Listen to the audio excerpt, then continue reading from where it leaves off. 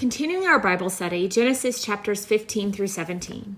Genesis 15, when the promise feels so far away. Let's set the scene. God's been promising Abram this future, a nation, descendants, blessings. But years and years have passed and no baby, no land, and Abram's starting to feel it.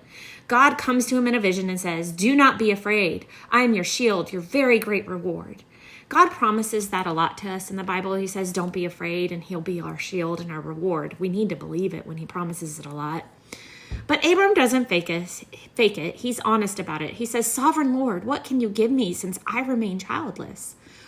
Have you ever felt like that? Like, God, I'm tired of hearing about promises that I can't see.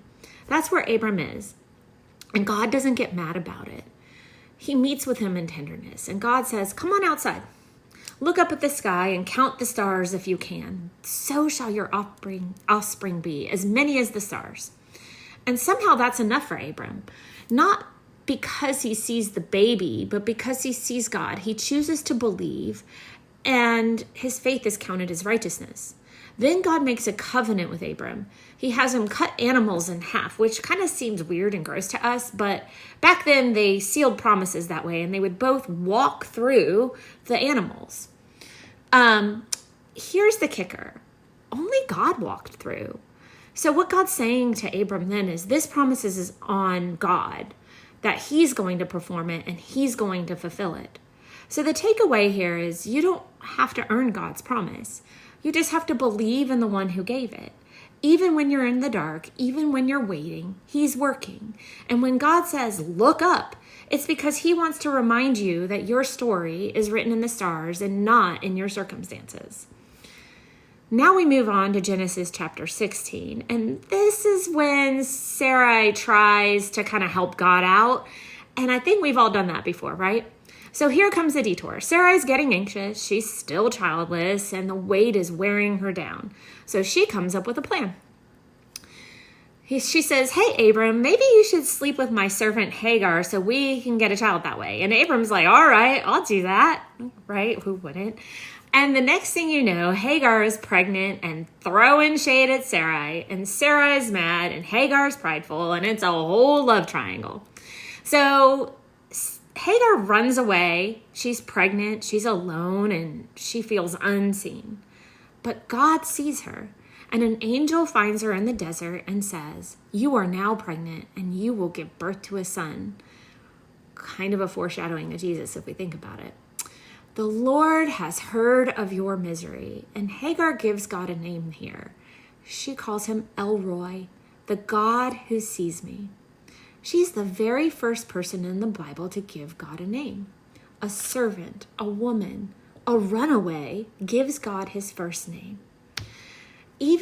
So here's the takeaway. Even when we mess things up and we try to take control from God, God doesn't walk away from us. He still sees us. He still shows up in the wilderness. He still shows up in the mess.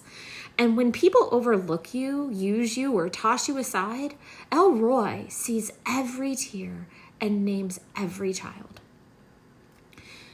So then we move on to Genesis 17, and this is the deeper calling. It's been 13 years since Ishmael, Hagar's son, was born. 13 years of silence. 13 years of Abram maybe thinking, well, I guess this is how God's promise will play out. Then, boom, God speaks again.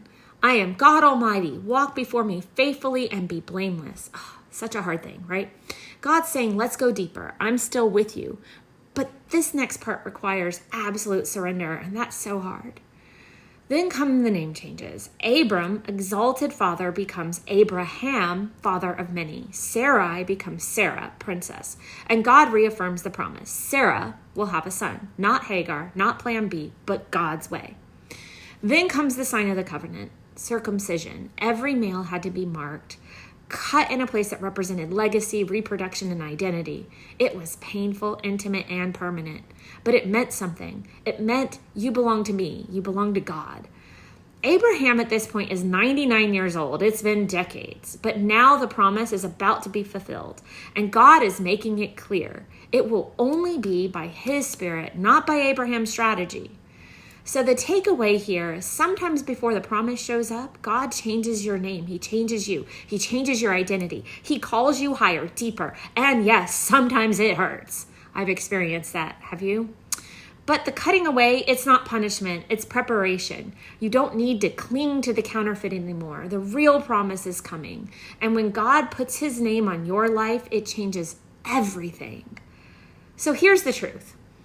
Even when you doubt, even when you detour, even when you try to make it happen yourself, God doesn't cancel his promise.